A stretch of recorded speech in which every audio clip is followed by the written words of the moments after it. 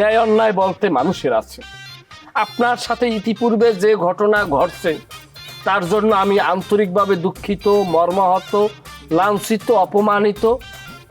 আমি সরি। দুলা ভাই, আপনি একজন সহজ সরল কোমলমতি মানুষ।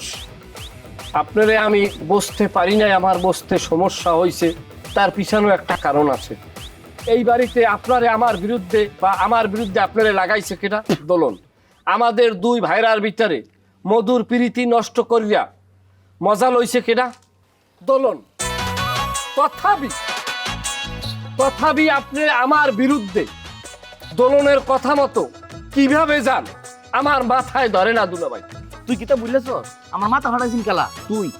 শেফালির ঘর হান্দানির ঘরে বাইরে দরজা লাগাইছিন কেলা তুই। আমার রঘুবাই একটা নহল পিস্তল লয়ে সেটা আবিষ্কার করে মানুষের কাছে রড়াইছিন কেলা তুই। আব্বা মরে আছে খবরটা ভাই এই বাড়িটার একটা হারণীয় সাম্রাজ্য ঘোষণা করছিল, এটা তুই। তোর মতো একটা ইন্টারন্যাশনাল বেমেনের লগে আমি থাকবাম জীবনেও না। আমার লগে থাকবেন না, আমি মন্দ। কার লগে থাকবেন ভালো কেরা? আমি দুলনের লগে থাকবাম। যদি এই যে দুলনের লগে সুবিধা হইতেছে না, দরকার বলে আমি ইতির জামাইয়ের লগে থাকবাম, তবে তোর মতো বেমেনের লগে থাকতাম না। দুলা ভাই, ন্যায় অন্যায় বলতে মানুষের আছে। আপনার সাথে ইতিপূর্বে যে ঘটনা ঘটছে তার জন্য আমি আন্তরিকভাবে দুঃখিত, মর্মাহত, লাঞ্ছিত, অপমানিত। আমি সরি। আমি আপনার কাছে ক্ষমা চাই। একটা জিনিস আপনারা কি লাগিয়া বোঝেন না, এই ইতির জামাই যদি এই বাড়িতে গাড়ি বাওয়ায় তাইলে আপনার অবস্থাও বা কি হইবে, আমার অবস্থাও বা কি হইবে। আরে কোনোভাবে গাড়ি বাওয়াইতে দেওয়া যাইবে না। আপনি একটা জিনিস বোঝেন না, ভাগটা বাড়িয়ে যাইতেছে না।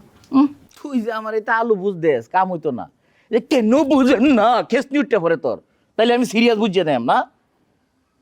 আব্বার সেরি আব্বা চারটেন বিয়া দিব, আর ইতি সেরি হয়ে জন্মাইছে হের বিয়া হইতো না, হে জামাই হেন বাঘ হইতো না, এটা আমার বুঝাইস না। চলো ভাই, আপনার একটা সম্মান করে কথা বলুন। আপনি যদি আমার কথা না শোনেন, হ্যাঁ আমার বাপ ভাই লইয়া আপনি দেন পিডিয়াম। তুই আমার যত ডর দেখাস লাভ হইতো না, কারণ আমি ইতির জামাইয়ের লগে আছি, আর ইতির আছে আমার এত কি তো তাই মাথা থ্রাইস, অসুবিধা নাই।